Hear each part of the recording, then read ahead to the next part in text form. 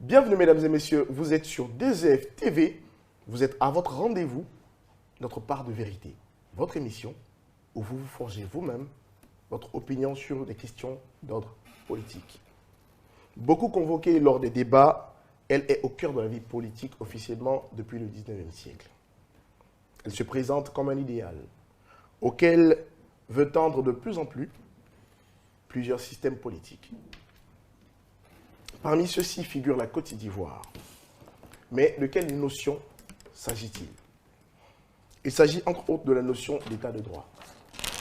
Ainsi, le sujet soumis à notre sagacité intellectuelle n'est rien d'autre que l'état de droit en Côte d'Ivoire. Pour en parler, nous avons sur ce plateau M. Dao Aruna, membre du bureau politique du RHDP, président de la coordination des mouvements et clubs de soutien du RHDP dans le Benelux, c'est-à-dire Belgique, Hollande et Luxembourg. Bonjour. Bonjour. Également, nous avons M. Gérald Brou-Kwaku, membre du Grand Conseil régional du PDCI, secrétaire en charge de la communication du Bureau national de la jeunesse urbaine. Bonjour. Bonjour, Slim. Alors, nous avons enfin la seule dame qui est avec nous, mademoiselle Indri Emmanuela Yasmine, qui est bénéficiaire du programme Encore Elle, initié par Bridge, juriste et présidente de Peace and Corpus. Bienvenue. Merci. Alors, bienvenue à vous, chers invités, et merci d'avoir accepté notre invitation. Sans plus tarder, nous allons mettre le pied dans le plat. Un tel sujet nécessite donc que nous puissions élucider le concept en présence. Alors, comment définissez-vous l'état de droit? Nous allons démarrer par la dame, honneur aux dames. Pour vous, c'est quoi l'état de droit? L'état de droit, c'est un principe démocratique. L'état de droit existe dans un état démocratique. C'est un principe essentiel même de la démocratie. Comme vous l'avez dit au début, l'état de droit est une expression qui est apparue au 19e siècle en Allemagne. Donc, quand on parle d'état de droit, on parle du fait que l'administration est soumise à la loi et l'administration doit faire respecter la loi. Et si l'administration, s'il arrive que l'administration ne respecte pas la loi, l'administration peut être soumise à des sanctions. Donc, l'état de droit prône la légalité en toutes choses, les droits de l'homme et les libertés publiques. Merci. Qu'est-ce que vous en pensez, monsieur Gérald Brou-Kwaku? Quel est votre À la suite des propos de mademoiselle Indri, je pourrais résumer l'état de droit comme le système politique qui prône la séparation du pouvoir. Pouvoir exécutif, pouvoir législatif, pouvoir judiciaire. C'est l'essentiel même sur laquelle on évalue le niveau des démocraties dans les différentes nations.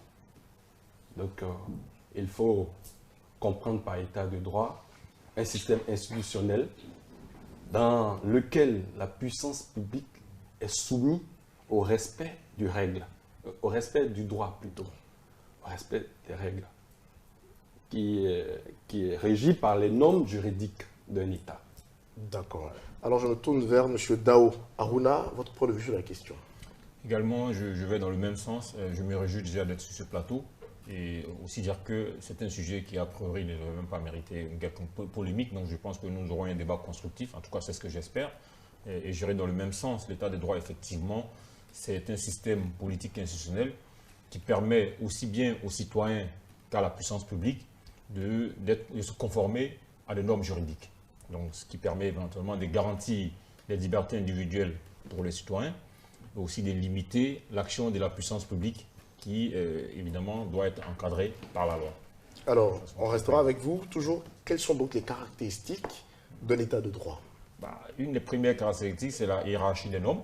C'est-à-dire que chaque règle doit pouvoir être conforme à la norme supérieure. Si on prend chez nous en Côte d'Ivoire, la norme supérieure, par définition, c'est la Constitution. L'ensemble des autres lois doit pouvoir s'adapter à notre constitution, et ainsi de suite. Ensuite, il y a aussi l'égalité devant la loi, aussi bien pour les individus que pour les personnes morales.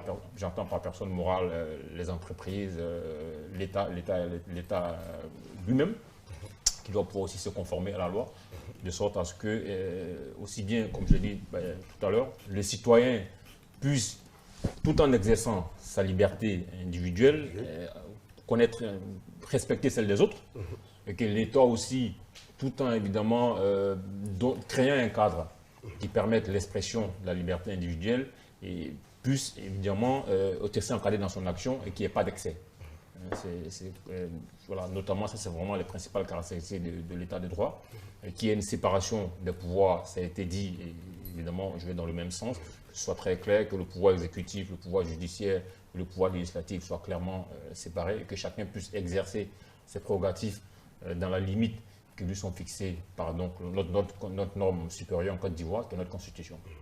Alors, monsieur Kwaku Brou-Girald, vous avez quelque chose à ajouter sur les caractéristiques de l'état de droit? Je pense que le frère Dao a bien résumé les différentes caractéristiques, mais il faut insister sur certains points. Quand il s'agit de la séparation des pouvoirs,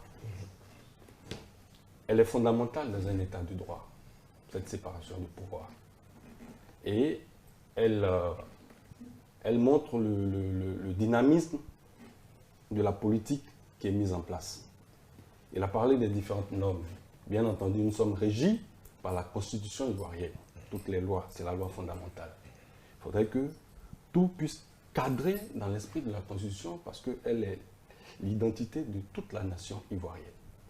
Donc, si la Constitution nous demande qu'il y ait la séparation du pouvoir, il faudrait qu'elle soit effective, quels que soient les différents gouvernants qui vont succéder à la tête de la nation.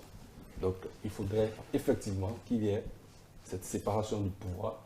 Je pense que si on arrive à là, ça sera le début de la construction d'une nation plus juste.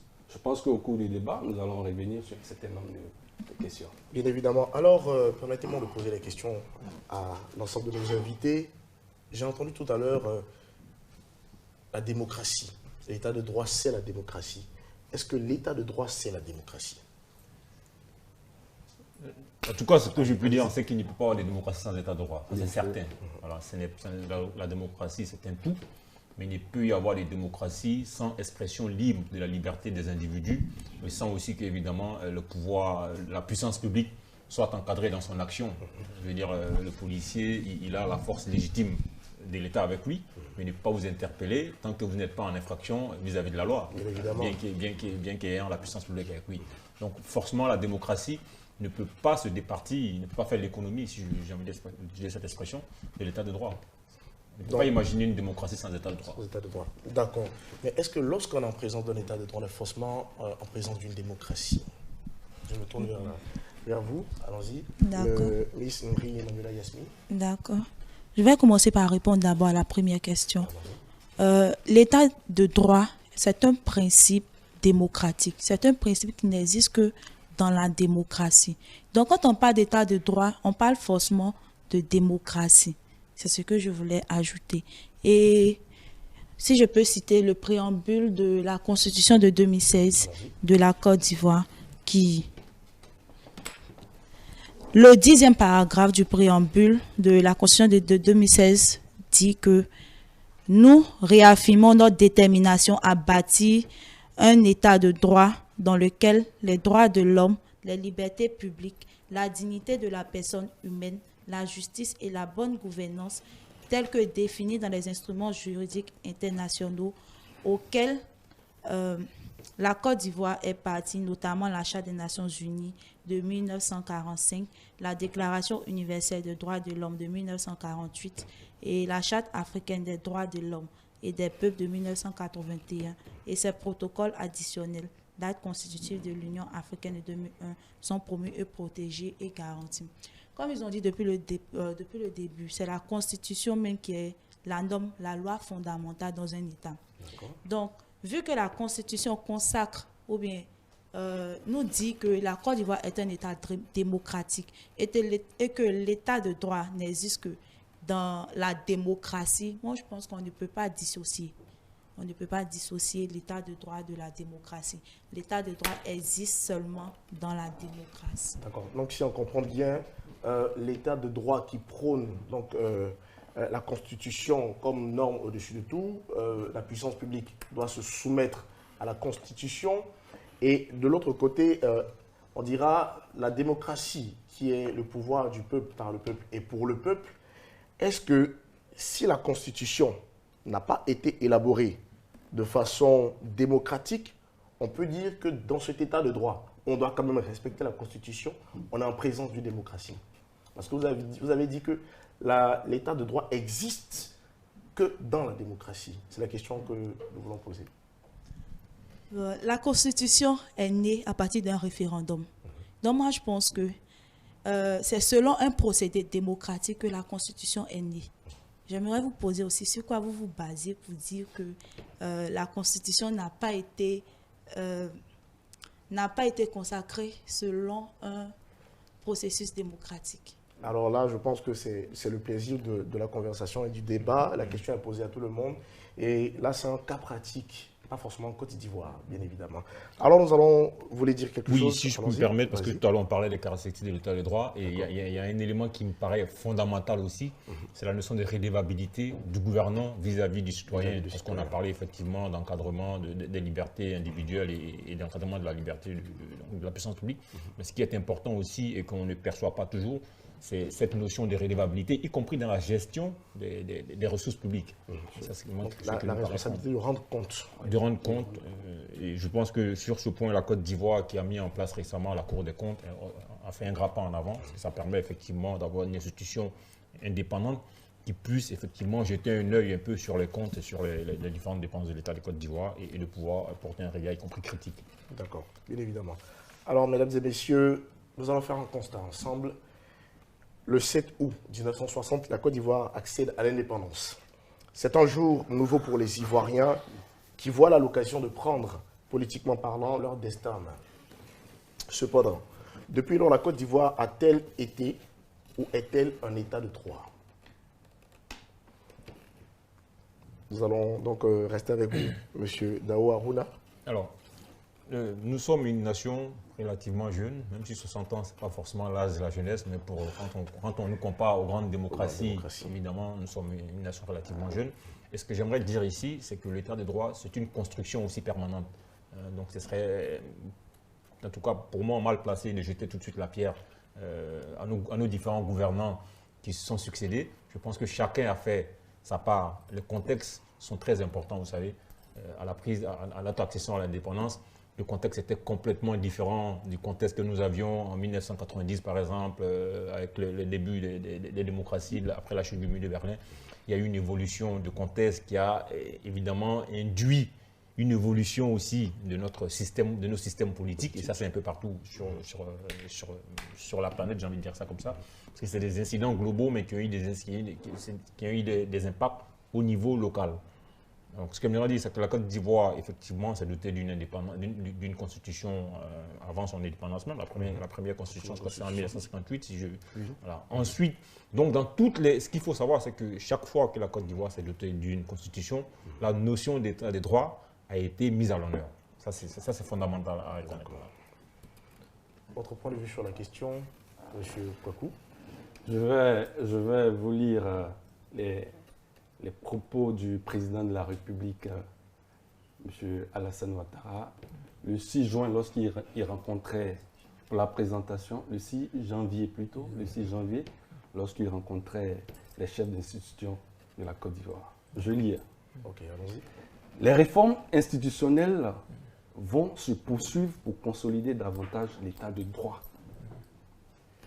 et rapprocher les institutions de nos citoyens. C'est avec des institutions fortes et crédibles que nous pourrons agir sereinement, assurer le bien-être des populations, renforcer davantage la cohésion nationale. Pour revenir à la question, depuis nos indépendances, vous savez que nous avons hérité d'un système colonial calqué sur le modèle français. Et comme mon cher frère Dao l'a dit, dans notre constitution, l'état de droit a une place très importante. Toutes les révisions des différentes, de la loi fondamentale ont mis un point d'honneur sur la volonté de créer un climat paisible, un climat où le bien-être social est de mise. Donc, on a fait des progrès. Il y a des progrès qui ont été faits avec les différents gouvernements. Les propos du président de la République nous donnent déjà d'analyser la question de l'état de droit qui est une construction. On l'a construit sur plusieurs dizaines d'années. On l'a construit jusqu'à ce qu'on puisse arriver à un état de droit véritablement pour compter parmi les pays classés au rang. Parce que actuellement, si on va sur la base de ce qui est, la Côte d'Ivoire n'a pas un rang honorable au niveau des classements des pays où l'état de droit est respecté. Donc, comme vous avez des exemples précis de classement pour nous mettre sur la table? Oui, la Côte d'Ivoire est classée 107e. Dans quel classement? Le classement des médias économistes. Médias économistes, c'est un média qui juge avec des éléments qu'il récolte dans les différents pays, dans les différentes nations. Ils font un sondage, ils regardent et puis ils font un classement annuel des pays qui respectent l'état de droit. C'est ce que j'aimerais dire. Ouais. Le classement, c'est très bien. Ce qui est bien avec les chiffres, c'est qu'on peut les évoquer et puis les tourner à toutes les sauces. Il faut toujours aussi se mettre soit dans la perspective, soit aller en arrière, parce que les gens ont sorti beaucoup de chiffres. Oui. Mais vous vous rendez compte que très souvent, quand on sort des chiffres sur la Côte d'Ivoire au jour d'aujourd'hui, en 2020, oui, c'est des chiffres qui sont en amélioration. Il y a beaucoup, tout à l'heure, je parlais des redevabilités. Je prends un classement qui est bien connu et que chacun pourra vérifier. Si on prend le classement des transparencies internationales, qui en général ne doute d'aucune contestation, oui, vous voyez qu'il y a une nette progression de ce qui s'est passé, si tu veux, de l'indice sur la perception de la corruption. Parce que ce qu'il faut dire aussi, c'est que très souvent, c'est des indices de perception. Sur l'indice de perception de la Côte d'Ivoire est complètement en progrès de la corruption. La Côte d'Ivoire, pour le vérifier, donc il y a des progressions. Donc si vous dites aujourd'hui, si vous prenez un chiffre aujourd'hui, et vous dites la Côte d'Ivoire est 107e, alors qu'il y a 10 ans en arrière, la Côte d'Ivoire était peut-être 120e, vous voyez qu'il y a une progression. Et ça, il faut le noter. C'est pour ça que tout à l'heure, j'ai dit que c'est une construction permanente. Vous voyez, on ne change pas. Même dans les nations, dans les grandes nations, il y a toujours eu des débats sur ces sujets-là. Toujours, vous voyez en France, vous voyez bien comment ça se passe aujourd'hui. Il y a des exemples, l'affaire Fillon, les démêlés de M. Mélenchon avec la justice française. Mais ils sont tous en train de crier au loup, en train de dire que la France, finalement, ne serait pas un état de droit, alors que pour nous qui sommes de l'extérieur, nous disons que c'est un état de droit. Ça veut dire que c'était des débats permanents. D'accord, on va laisser terminer rapidement, puis on va revenir à la question, donc vous pouvez poursuivre. Non, je vais le prendre au mot. On dira que c'était une parenthèse. Oui, c'est une parenthèse. Je ne condamne pas un système, parce que tout à l'heure, il se voit directement en tant que défenseur du parti au pouvoir. C'est un fait. Du tout. La Côte d'Ivoire est 107e. On ne doit pas s'applaudir, mais bien évidemment, on doit dis simplement qu'il y a un cheminement à faire. On va terminer, puis on reviendra à vous tout à l'heure. Reconnaître qu'il y a eu un bond qualitatif au niveau de l'indice, ça je ne l'ai pas dit non.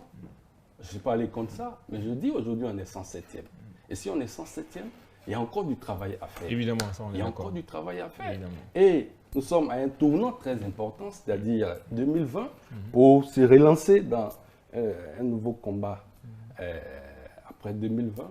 Donc, c'est le carrefour, c'est le tournant. Il faut faire le constat parce que c'est de ça qu'il s'agit. On est à quel niveau et quelles sont les perspectives pour que notre nation soit une nation où il fait bon vivre, où elle est respectée de partout. D'accord. Alors, mademoiselle Ndri Emmanuela Yasmine, qu'est-ce que vous pensez de ce sujet? La Côte d'Ivoire a-t-elle été ou est-elle en état de droit? J'aimerais revenir sur le classement de la Côte d'Ivoire. Avant de venir sur ce plateau, j'ai vu un classement du World Justice Project qui disait que la Côte d'Ivoire est 95e sur 128 pays au niveau mondial et 11e sur 31 pays au niveau régional. c'est le classement du World Justice Project. Donc, il y a plusieurs classements. On ne sait pas à quoi s'en tenir pour prendre position.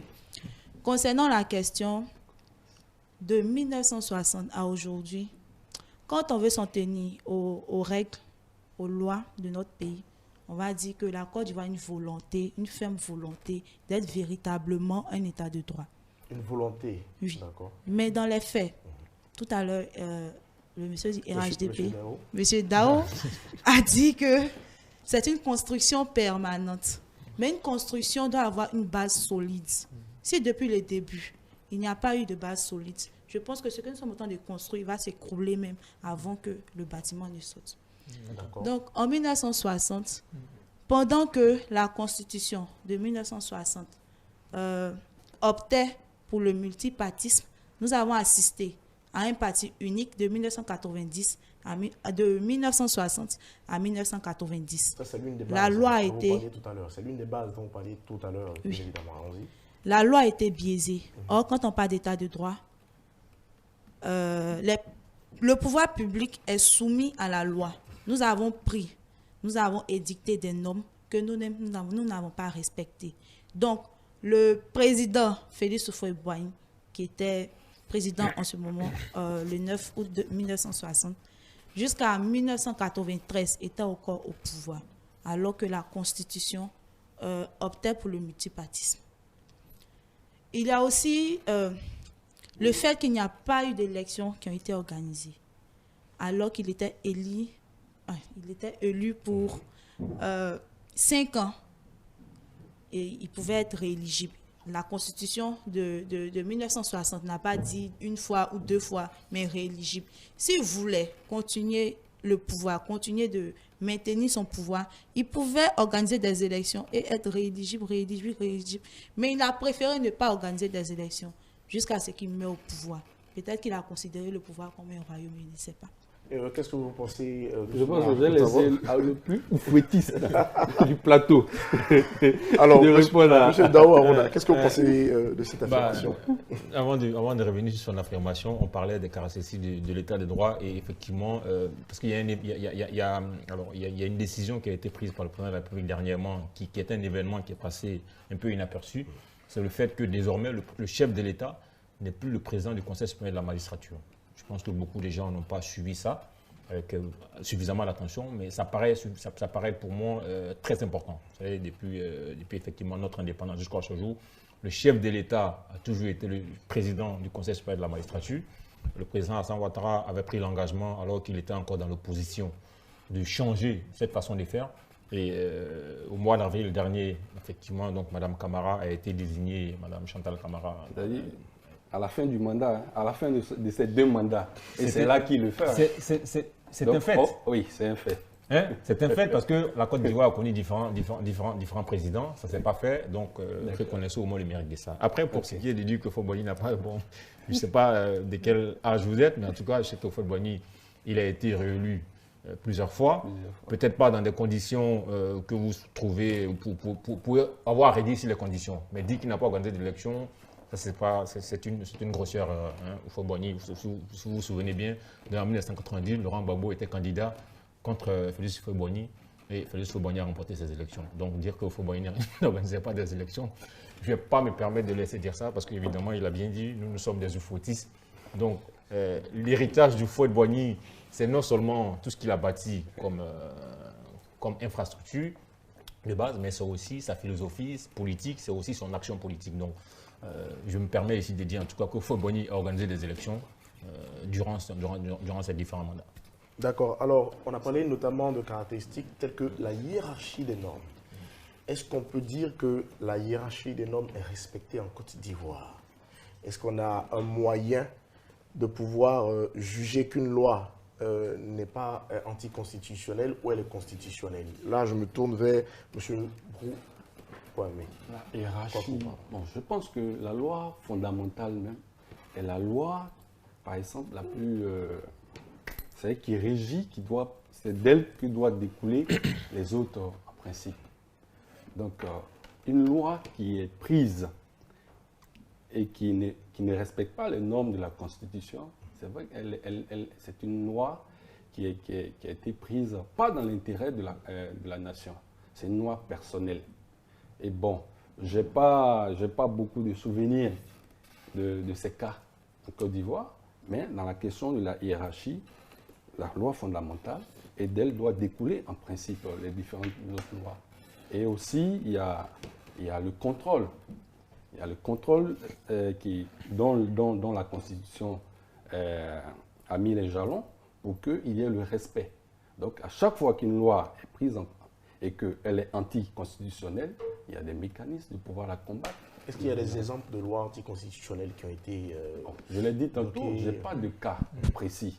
Je n'ai pas de cas précis, mais s'il advient, et je pense que les juridictions de la Côte d'Ivoire nous autorisent à pouvoir mener des procédures dans ce sens. D'accord. Miss André Manuela, est-ce que vous, membre de la société civile, vous avez des exemples de lois anticonstitutionnelles qui ont été signalées et bloquées? Non, pas vraiment. Pas vraiment.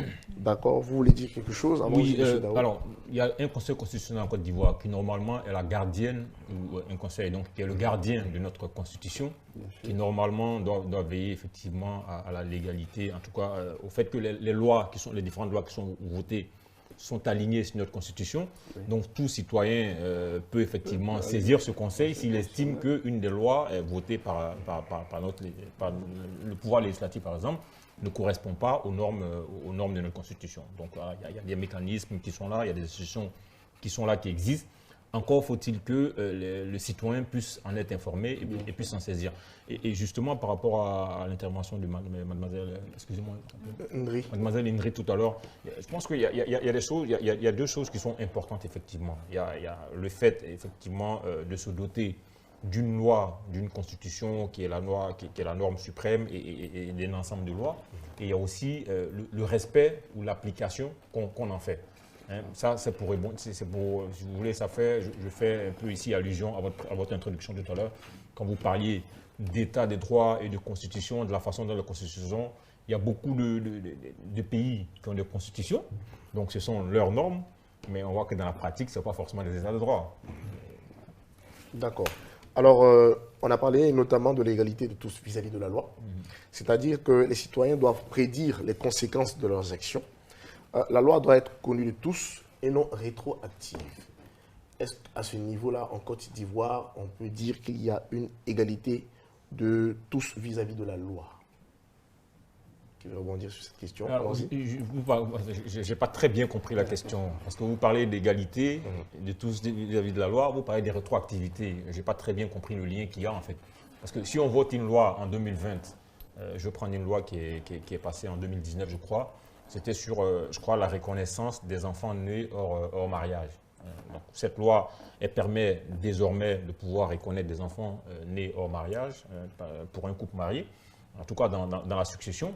Mais cette loi n'est pas rétroactive. Ça veut dire que si vous êtes né après que la Côte d'Ivoire se soit dotée de cette loi, évidemment, vous êtes pris en compte dans la succession de votre géniteur. Mais si vous êtes né avant que vous soyez pris avant que cette loi soit votée, vous n'êtes pas pris en compte. Donc, il n'y a pas de rétroactivité de la loi. En général, en théorie, on va le dire. Par contre, tous les enfants qui naîtront après que la Côte d'Ivoire se soit dotée de cette loi sont égaux devant cette loi. Bien sûr. Voilà, donc, je pense que c'est deux notions qui ne sont pas forcément liées, je veux dire. C'est deux notions de droit qu'on peut développer séparément, j'ai envie de dire ça comme ça. Mais est-ce qu'on pourra dire qu'en Côte d'Ivoire, toutes les lois qui sont votées, il n'y a pas de lois qui ont été soumises au principe de la rétroactivité? Je n'ai pas souvenance, évidemment, je n'ai pas une formation de juriste, donc peut-être que le juriste pourra nous dire ça comme ça. S'il y a des jurisprudences, s'il y a des éléments de droit là-dessus, ce que je sais, c'est qu'effectivement, une loi, dès lors qu'elle est votée, elle nous met tous en égalité face à son application. Que la notion de rétroactivité de la loi, ça c'est quelque chose que le législateur peut décider ou pas. Ce que je sais, c'est que la rétroactivité, je prends un exemple très pratique de loi votée et qui peut effectivement créer une distorsion, si on voit ça d'une certaine façon, parce qu'on dira que finalement, l'enfant qui est né avant que cette loi ne soit votée, n'est pas en égalité avec l'autre, mais ça c'est le législateur qui décide de ça, c'est pas notre sujet. D'accord, effectivement, toujours rester dans la dynamique, on va dire, de la loi, et là on va partir vers l'élan de la séparation des pouvoirs. il est important de savoir que Montesquieu, en 1748, dans son œuvre de l'esprit des lois, a présenté la chose comme suit. Tout homme qui a du pouvoir est porté à en abuser. Pour qu'on puisse abuser du pouvoir, il faut que, pour qu'on ne puisse abuser du pouvoir, il faut que par la disposition des choses, le pouvoir arrête le pouvoir. Vous qui êtes juriste, qu'est-ce que vous pensez concrètement de ce point de vue? Lorsque Montesquieu a dit ça, il a en même temps distingué les différents types de pouvoirs. Il a distingué le pouvoir exécutif du pouvoir législatif et du pouvoir judiciaire. Donc, le pouvoir législatif est chargé d'édicter la norme. Le Parlement et le Sénat, c'est ceux-là même qui ont le pouvoir législatif en Côte d'Ivoire. C'est eux qui sont compétents pour édicter une norme. Le pouvoir judiciaire, il s'agit des juges. Des juges, ceux qui utilisent la loi pour les appliquer à un cas. Je vais prendre le cas de la loi qu'il a citée concernant l'enfant adultérin.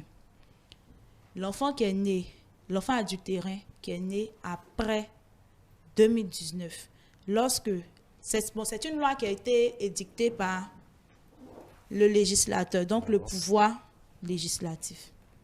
Vous disiez tantôt que le juge doit appliquer la loi. Oui. Donc, lorsqu'un cas vient devant le juge... Vous partagez ce point de vue, M. Kwaku. Est-ce que c'est le juge qui doit appliquer cette loi, effectivement? Oui, c'est lui. C'est le juge qui applique la loi à un cas. N'est-ce pas quand même le pouvoir exécutif? Le pouvoir exécutif exécute les lois. Non, je suis d'accord avec elle que on a bien dit, il y a effectivement une séparation nette des pouvoirs. L'initiative des lois peut être effectivement, peut venir de l'exécutif ou du Parlement, qui peuvent effectivement dire, nous on a envie de voter une loi sur tel sujet. Et on leur propose, cette loi passe à l'Assemblée, au Sénat et est votée par les processus qui sont bien décrits dans leur façon de fonctionner. Évidemment promulguée par l'exécutif, mais c'est au juge d'apprécier et d'appliquer la loi face aux situations qui se présentent à lui dans son jugement. Donc, on dira il contrôle. Le juge il exécute plutôt. Vous êtes sûr qu'il exécute? C'est le pouvoir exécutif qui exécute. Et le juge il applique la loi. Il applique, c'est ça. Oui. D'accord. Le juge peut aussi contrôler pour voir si la loi, effectivement, a été respectée ou pas. C'est le cas pour le juge administratif. D'accord. Lorsqu'il y a, je vais prendre un exemple, recours pour excès de pouvoir.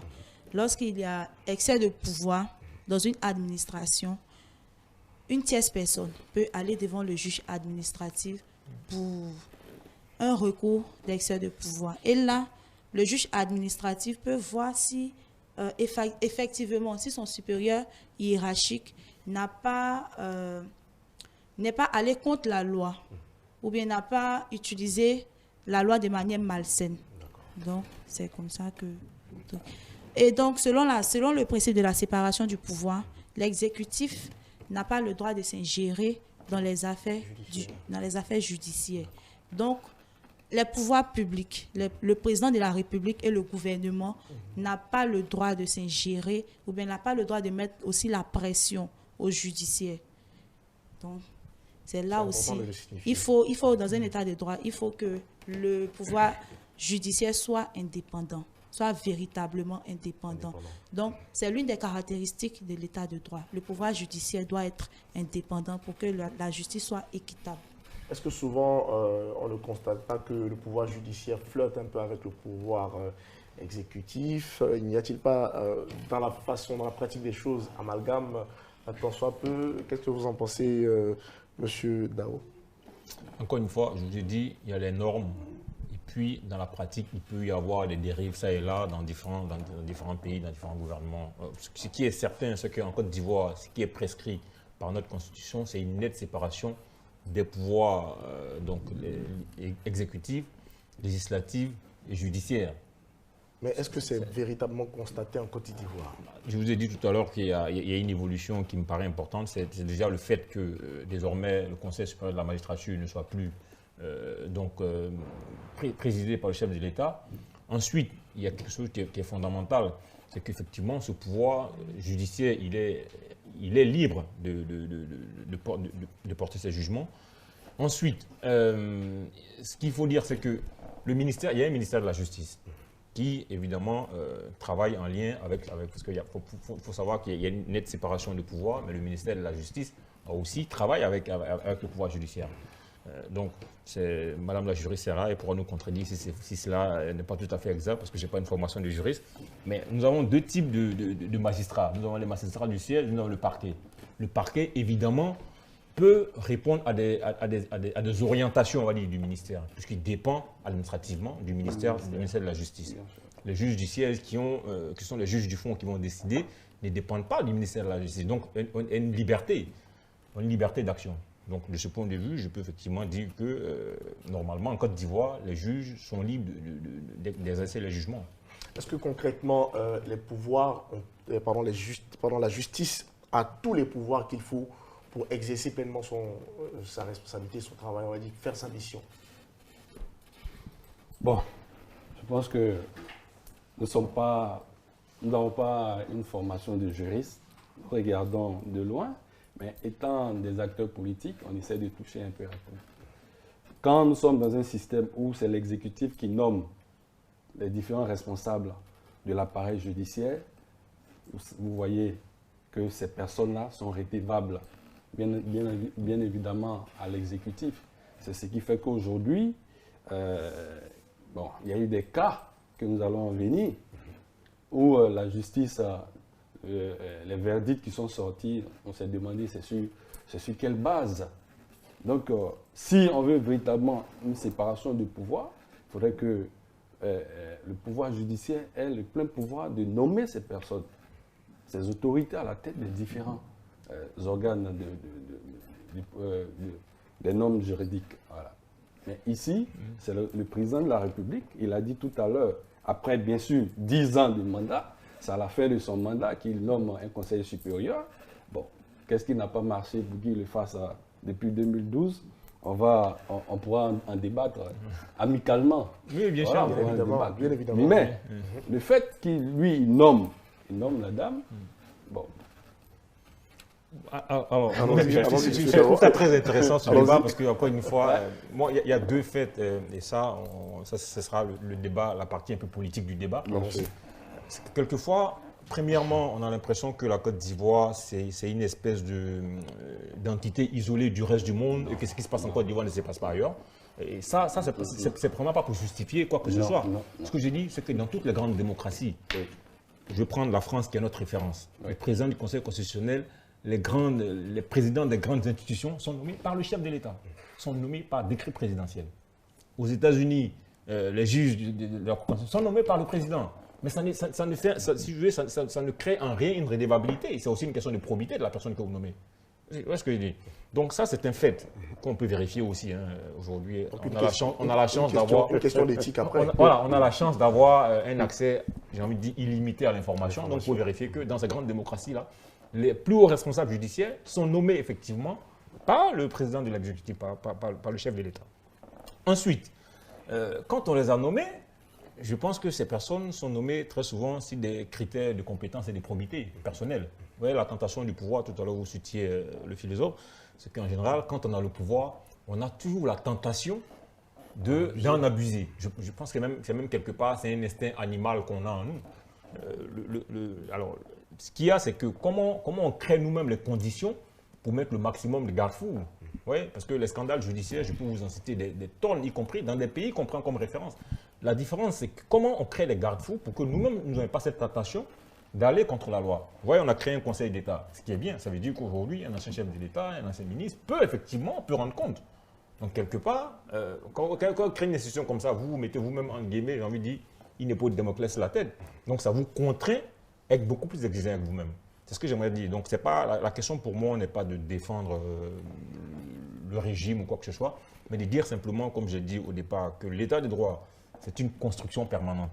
Il y a eu des avancées notables qui sont là. La Côte d'Ivoire a créé une Cour des comptes dernièrement. Il y a un Conseil d'État qui a été mis en place. Il y a maintenant le Conseil supérieur de la magistrature qui n'est plus présidé par le chef de l'État. Je pense que c'est des avancées qu'il faut noter. Et nous, notre génération, justement, ce qu'on devons faire, c'est de continuer à pousser. Parce qu'on ne peut jamais se satisfaire, hein, notamment dans ce domaine précis-là, de dire qu'on a fait des progrès, on croise les bras. Je pense que notre rôle à nous et à ceux qui viendront après nous, c'est de pousser pour qu'il y ait une amélioration constante de ce qui a déjà été fait. D'accord. Miss Ndri Manula, votre point de vue sur la question, est-ce que la justice en Côte d'Ivoire a les pouvoirs pour exercer sa fonction? Je vais revenir au test. Quand on s'en tient au test, aux lois, la justice dispose d'une bonne marge de liberté. Mais comme M. Kakou l'a dit, c'est l'exécutif qui nomme les juges. Donc ça devient un peu difficile quand il va s'agir d'être objectif. De probité. Ils vont vouloir être reconnaissants. Ils vont vouloir être reconnaissants à l'exécutif. Donc c'est un peu là le problème. En plus aussi, le salaire des juges, qui les paye? C'est l'État. Donc c'est vraiment difficile pour les juges de mener à bien leur travail. On dira un peu, c'est comme leur demander de nager les mains liées.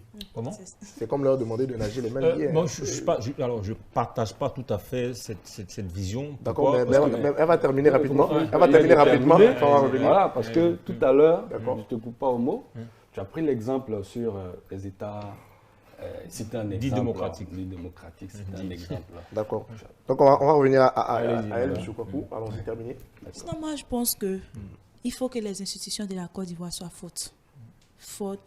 Il faut que le législatif... Avec grand F? Oui. Il faut que les institutions soient fortes. Le législatif fait son travail selon ce que la loi dit. Il faut que l'exécutif fasse son travail selon ce que la loi dit. Et ainsi pour le pouvoir judiciaire. D'accord.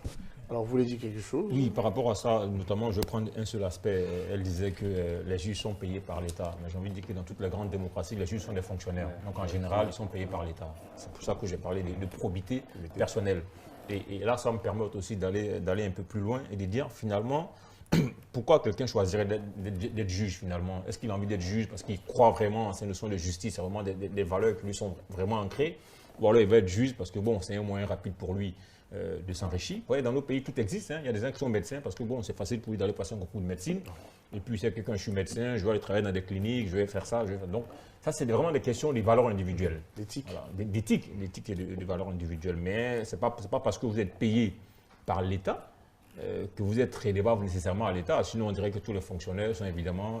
Je pense que notre sœur voulait parler plutôt de l'indépendance. J'ai bien compris. Je veux dire, l'élément qu'elle a pris, et encore une fois, je dis, c'est vraiment une question d'éthique.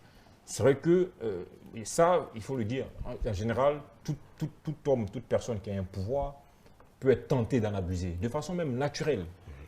Évidemment, après, encore une fois, c'est comment on met des garde-fous soi-même, en créant des institutions qui puissent nous, en guillemets, recadrer, quand on a cette tentation, j'ai même envie de dire, animal d'aller au-delà des prérogatives qui nous sont données par la loi. Et voilà. Sinon, sur le reste, je conviens avec elle effectivement que c'est jamais évident, hein, quand on est dans ce contexte-là, de pouvoir, j'ai envie de dire, je ne vais pas parler d'indépendance, mais de dire de résister à la tentation. D'accord. On a parlé notamment de l'égalité de tous vis-à-vis de la loi. C'est aussi donner les chances à tous les Ivoiriens de s'épanouir en Côte d'Ivoire. Est-ce que véritablement on peut parler d'égalité de tous vis-à-vis de la loi? Miss Ndri, vous voulez dire quelque chose à ce sujet? La Constitution même prône l'égalité de tous devant la loi. Donc quand je parle, je m'en tiens toujours au test. Officiellement. Voilà. D'accord. Donc officiellement, tous les hommes naissent libres et égaux devant la loi. Et c'est la Constitution qui le dit. Et je pense que c'est dans la pratique aussi, c'est respecté. Sauf que Nous, chez nous, on dit le droit s'arrache. Ça peut être écrit, mais toi, tu dois posséder ton droit. Tu dois devoir même posséder ton droit. Même quand l'État ne te donne pas les moyens de pouvoir rentrer en possession de tes droits, toi, tu dois te battre pour que tes droits soient respectés. D'accord. Alors, la question sur laquelle on est un peu persécuté par le temps, excusez. La question qu'on voudrait poser là rapidement, c'est qu'est-ce qui nous manque véritablement pour être un État de droit accompli? D'accord. Vous allez me permettre que je puisse me prononcer sur... On est un peu persécuté par le temps, on va se soumettre... En Côte d'Ivoire, la question de l'égalité de tous devant la loi varie par appartenance politique. Ça, il faut le dire. Pas plus tard qu'avant-hier, quand je dis avant-hier, dans un passé récent, le président même de la République a eu à taper des points sur la table quand il s'est agi des personnes qui avaient été mises en quarantaine à l'INJS dans le cadre de la crise, la crise sanitaire. Parce qu'il y avait des personnes qui avaient des bras longs, comme on le dit dans notre jargon, ont usé de leur influence pour sortir. Et aujourd'hui, on ne peut plus... bon, chacun va faire un peu son commentaire. D'accord, il n'y a pas de souci. Mais on regarde aussi en Côte d'Ivoire... Mais qu'est-ce qui nous manque véritablement pour être un État de droit? Il y a un député qui a fait un tweet. Et il allait en prison. Il y a un député en Côte d'Ivoire ici qui a tenu des propos à l'encontre de la gente féminine, ce même Parlement, qui n'a pas été indexé ni rien aujourd'hui. Lorsque les catholiques, les chrétiens catholiques ont voulu organiser une marche de la paix, de la réconciliation, il y a des personnes à visage découvert qui ont tenu des propos graves. Vous avez des preuves, des exemples? Des exemples. On ne cite pas ses contemporains, mais je pense que tu n'as pas été, si tu as suivi l'actualité autour de la marche des catholiques, tu vas pouvoir te référer. Ou bien, si tu penses bien en aparté, je pourrais te citer des noms parce que vraiment, on est en train de construire encore l'état de droit en Côte d'Ivoire. D'accord, il n'y a pas de souci. Avant d'arriver en aparté, mesdames et messieurs, pour revenir, on va essayer de respecter les principes du temps parce que c'est aussi ça, l'état de droit, c'est aussi ça le débat de droit. Voilà. Donc nous allons revenir à cette question épineuse et enfin nous allons conclure. Qu'est-ce qui nous manque pour être véritablement un état de droit? Allons-y, monsieur Dawa. Je vais me permettre juste une petite digression pour juste répondre là-dessus. Ensuite, je vais répondre. Est-ce qu'il y a aussi un autre fait que j'aimerais faire signaler? Parce que je l'ai dit tout à l'heure, il parlait d'un député qui a fait un tweet et qui allait en prison. Après, il y a eu beaucoup de développement. Ce qu'il faut savoir aussi, c'est que, et ça, c'est une espèce de mentalité que beaucoup de gens développent, être opposant politique ne vous donne pas une immunité vis-à-vis de la loi. Vous voyez? Parce que les gens, quelquefois, ont la tentation de violer la loi et de se dire, si on m'arrête, on va dire que oui, je vais dire que parce que je suis opposant. Non, vous êtes opposant, mais vous êtes redevable, vous voulez répondre à la loi vis-à-vis comme tout le monde. Ensuite, comme je dis, l'état de droit, c'est une continuité. La Côte d'Ivoire, sous la gouvernance du président Ouattara, a fait énormément de réformes.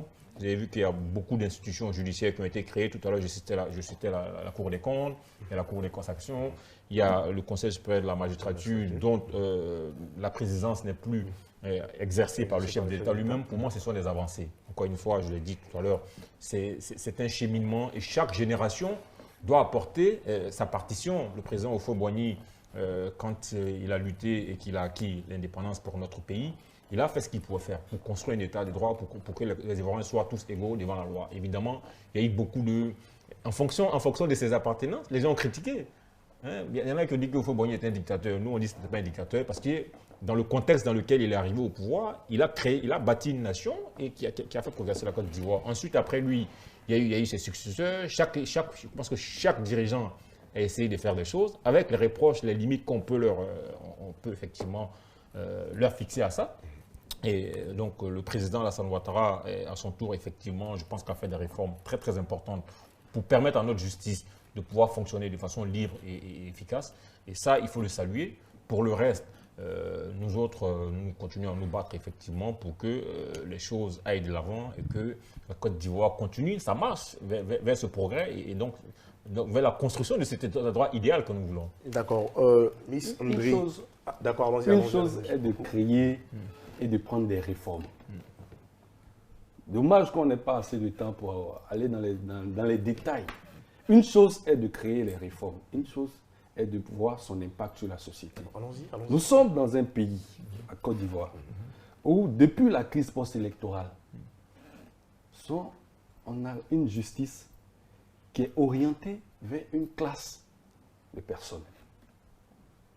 Mais attends, en 2011, c'est deux camps qui se sont affrontés. C'est deux camps qui se sont affrontés.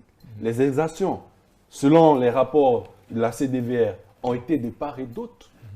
Mais aujourd'hui, qu'est-ce qu'on a constaté? On a martyrisé une partie. On a emprisonné certains. Aujourd'hui, on va encore plus loin. Il y a des députés aujourd'hui qui sont encore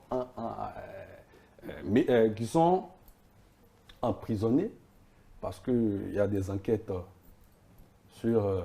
Pour atteinte à la sûreté de l'État. Atteinte à la sûreté Bon, de l'État. donc on est d'accord que quand on est opposant politique, Oui. on n'a pas une Non, immunité vis-à-vis de la loi. Tu l'as dit. Donc J'ai pour pris moi, c'est le très cas- clair. J'ai pris le D'accord, cas de d'accord, il d'Alain termine le très rapidement. député Alain Lobognon Oui. et les propos du député de Tengré là. C'est pas passible de peine, madame la juriste. C'est pas passible de peine.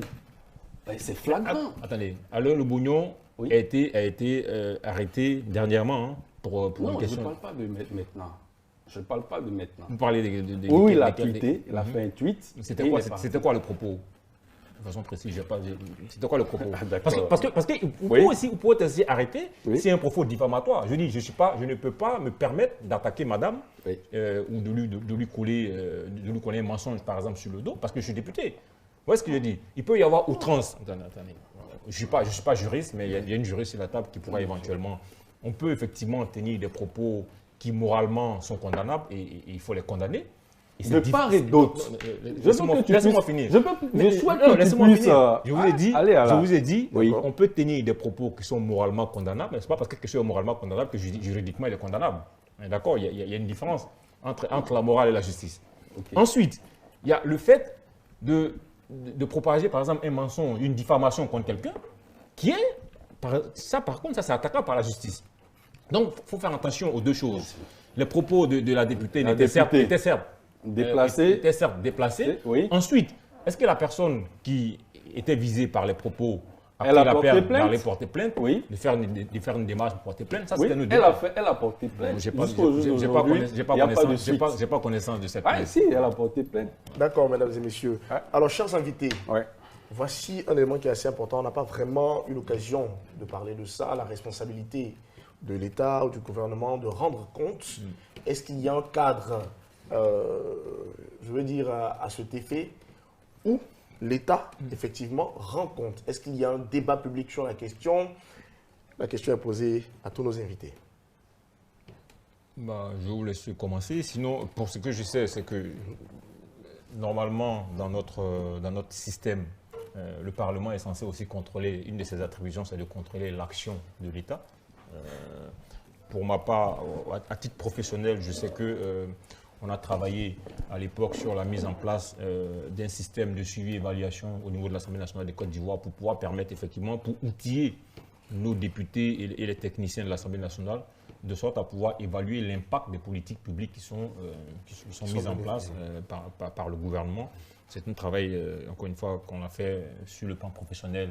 Et la Côte d'Ivoire, aujourd'hui, il y a le député Imbassou Ouattara qui aujourd'hui pilote cette cellule au niveau de l'Assemblée nationale. La Côte d'Ivoire fait partie des pays d'Afrique où aujourd'hui, sur ces questions d'évaluation des politiques publiques, en tout cas là on parle de la République, d'évaluation des politiques publiques, on a vraiment réussi à mettre quelque chose en place au niveau de notre Assemblée nationale. Après, encore une fois, je le dis, c'est des processus, même les questions d'évaluation des politiques publiques sont tellement nouvelles que même dans des grandes démocraties comme la France, c'est des sujets qui commencent à naître aujourd'hui. Et je pense qu'effectivement, notre rôle à nous, ici, autour de cette table, c'est de pouvoir pousser pour faire avancer ces sujets-là. Voilà. L'initiative est prise, il y a des choses qui se font, mais il faut encore continuer à travailler là-dessus. D'accord, on reste avec vous. Alors, monsieur Dao Aruna, Quel est votre mot de fin? Bah, mon mot de fin, j'aimerais partager donc, le plaisir que j'ai eu ici à partager ce plateau avec mon frère Brou, mademoiselle Ndri et vous-même pour discuter de ce sujet-là. Comme je l'ai dit en introduction, pour moi, c'est un sujet qui ne méritait même pas de polémique parce que tant notre volonté à tous, c'est de vivre dans un État où nos droits les plus fondamentaux sont respectés, aussi bien par nos semblables qui sont en face de nous que par la puissance publique elle-même. Donc je pense que c'est un mot de remerciement que je voudrais vous adresser à vous, à l'ensemble des équipes qui ont contribué donc, à mettre en place ce cadre d'échange. Remercier aussi donc, mes deux congénères pour la courtoisie avec laquelle nous avons pu mener ce débat. D'accord. Monsieur Brou Kwaku. Oui, mes mots de fin sont les mots de remerciement aussi, au nom de toute la jeunesse de mon parti, le PDCI-RDA, que je représente ici. Je salue au passage le président de la jeunesse, Valentin Kwasi, la jeunesse urbaine, qui lui-même avait voulu être là, mais vous savez qu'il est sous le coup, d'une procédure judiciaire qui l'empêche de parler en public. Et aujourd'hui, il est contraint à nous passer souvent le flambeau pour aller, quand il s'agit de porter la voix de la jeunesse. Comment? Il faut déléguer. Ouais, il faut déléguer souvent, mais il faut qu'il puisse jouir aussi de sa liberté, comme toi, comme moi. Donc, en son nom, je vous remercie pour l'occasion que vous nous donnez, nous les jeunes, de pouvoir échanger sur les questions de la vie de la nation.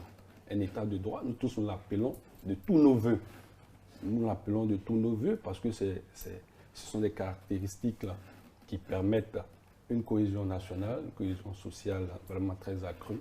Et nous appelons à ce que des institutions fortes soient mises en place parce qu'en Côte d'Ivoire, il y a une véritable crise de confiance entre la population, entre la population et les institutions. Il faut que ce mur de méfiance, dû aux différentes crises que nous avons connues, nous avons traversées, ce mur de méfiance-là soit brisé et que nous ayons une population qui a confiance, qui sait qu'en partant porter, par exemple, une plainte, elle pourra avoir une suite, soit favorable ou non, au lieu de rester de prendre la plainte et de le garder dans les tiroirs. Et voilà, et on voit d'autres plaintes qui sont traitées en 24 heures. Quand tu vois, tu te dis, ben attends, l'État, c'est pour nous ou bien c'est pour les autres? Donc, vraiment, nous souhaitons qu'il y ait un État de droit. Merci. Voilà. Alors, nous terminons donc avec la dame, il faut le dire, de ce plateau, mademoiselle Ndri Manuela Yasmine. D'accord. J'aimerais terminer pour dire que l'État de droit passe nécessairement par des institutions fortes et chacun a sa part de responsabilité. Il faut que les citoyens fassent confiance aux institutions déjà établies. Il faut aussi que les institutions fassent véritablement ce qui leur est dû. Et ensemble, je pense que l'État de droit que nous voulons existera en Côte d'Ivoire. Sinon, je dis merci pour l'occasion que vous m'avez donnée de représenter la société civile à cette émission. Et merci aussi à Madia Bomba qui m'a demandé de venir la représenter sur ce plateau. Merci. Eh bien, nous sommes au terme de notre débat. Merci infiniment à vous, chers invités, d'avoir participé à ce débat. Je rappelle que nous avions sur ce plateau M. Dao Aruna, membre du bureau politique du RHDP, président de la coordination des mouvements et clubs de soutien du RHDP dans le Benelux, c'est-à-dire Belgique, Hollande et Luxembourg. Également, nous avions M. Gérald Brou Kwaku, membre du Grand Conseil régional du PDCI, secrétaire en charge de la communication du Bureau national de la jeunesse urbaine. Et enfin, nous avions mademoiselle Ndri Emmanuela Yasmine, bénéficiaire du programme Encore Elle, initié par Bridge, voilà, juriste et présidente de Peace and Corpus. Merci encore à vous, chers invités, d'être venus pour apporter de l'eau à notre moulin. Merci à vous, chers téléspectateurs, chers internautes, de nous avoir suivis. Rendez-vous très bientôt pour un autre numéro de notre part de vérité. Vous pouvez néanmoins nous suivre en téléchargeant gratuitement l'application de EF TV sur Play Store ou App Store. D'ici là, n'oubliez pas surtout que la vérité rougit les yeux, mais ne les casse pas. Bonsoir.